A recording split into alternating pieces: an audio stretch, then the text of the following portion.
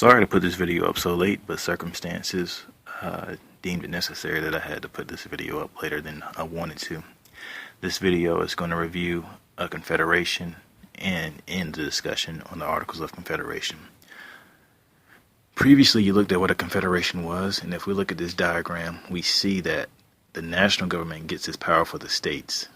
So in the confederation, the states are more powerful than the overall national government. And that's the exact opposite of what we have in government present day. The Articles of Confederation were put together in a weak manner for a reason. The colonists were scared to experience life like they experienced in England and other parts of Europe.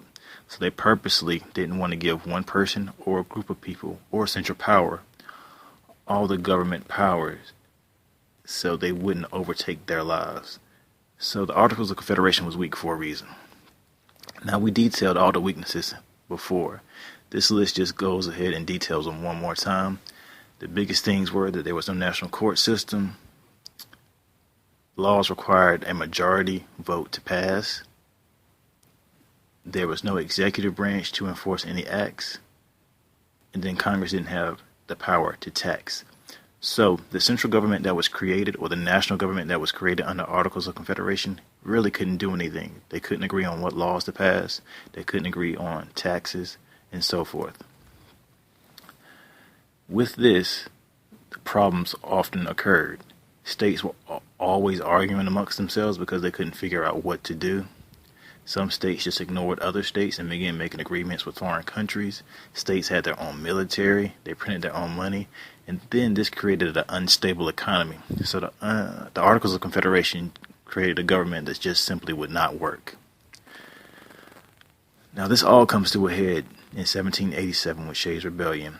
In Massachusetts, they were trying to raise money because of what happened with the American Revolution. Massachusetts is where a lot of the soldiers and a lot of battles were fought, so it was hit pretty hard.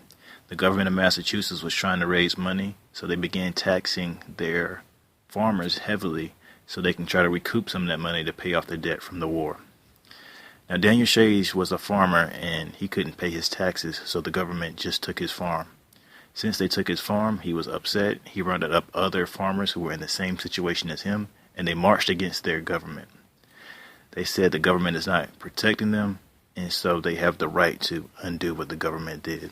And these are the principles that are found in the Declaration of Independence. If a person's inalienable rights are violated, they should be able to overtake their government and force this government out, because the government is there to protect the citizens' rights. So, Daniel Shays attacks his government. He says, "You're not protecting my rights."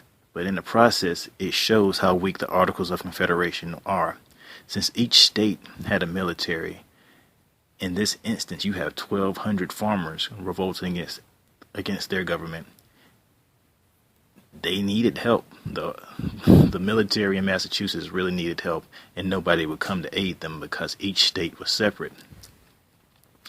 So when the national government was unable to gather a combined military force, it demonstrates that they need a central power or a central government to help states when another state is in need.